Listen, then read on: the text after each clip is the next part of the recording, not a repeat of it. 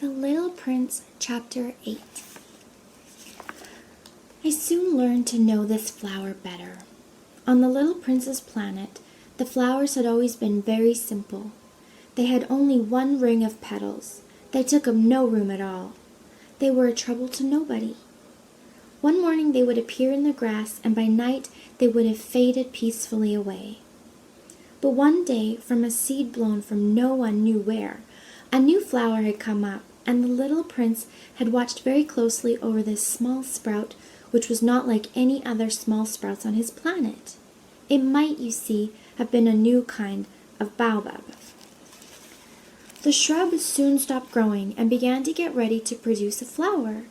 The little prince, who was present at the first appearance of a huge bud, felt at once that some sort of miraculous apparition must emerge from it.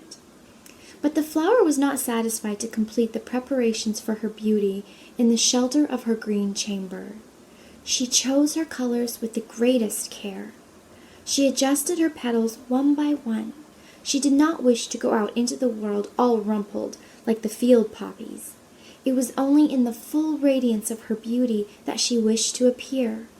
Oh yes, she was a coquettish creature, and her mysterious adornment lasted for days and days.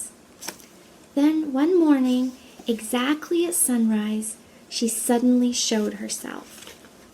And after working with all this painstaking precision, she yawned and said, "Ah, I am scarcely awake. I beg that you will excuse me. My petals are still all disarranged." But the little prince could not restrain his admiration. "Oh, how beautiful you are!" "Am I not?" the flower responded sweetly. "And I was born at the same moment as the sun." The little prince could guess easily enough that she was not any too modest. But how moving and exciting she was! "I think it is time for breakfast," she added an instant later. "If you would have the kindness to think of my needs." And the little prince, completely abashed, went to look for a sprinkling can of fresh water. So he tended the flower. So too she began very quickly to torment him with her vanity, which was, if the truth be known, a little difficult to deal with. One day, for instance, when she was speaking of her 4 thorns, she said to the little prince, "Let the tigers come with their claws." "There are no tigers on my planet," the little prince objected. "And anyway, tigers do not eat weeds." "I am not a weed," the flower replied sweetly. "Please excuse me. I am not at all afraid of tigers," she went on, "but I have a horror of draughts. I suppose you wouldn't have a screen for me." "A horror of draughts? That is bad luck for a plant," remarked the little prince, and added to himself, "This flower is a very complex creature."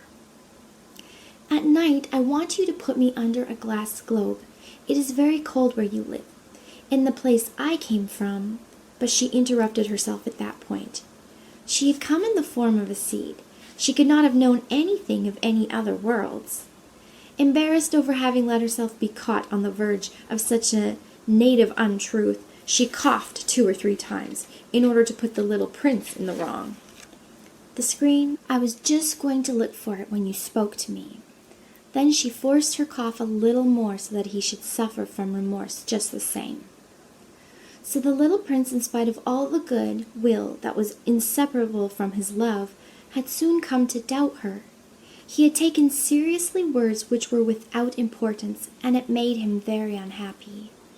"I ought not to have listened to her," he confided to me one day. "One never ought to listen to the flowers. One should simply look at them and breathe their fragrance. Mine perfumed all my planet, but I did not know how to take pleasure in all her grace. This tale of claws, which disturbed me so much, should only have filled my heart with tenderness and pity." And he continued his confidences. "The fact is that I did not know how to understand anything. I ought to have judged by deeds and not by words. She cast her fragrance and her radiance over me. I ought never to have run away from her. I ought to have guessed all the affection that lay behind her poor little stratagems. Flowers are so inconsistent. But I was too young to know how to love her."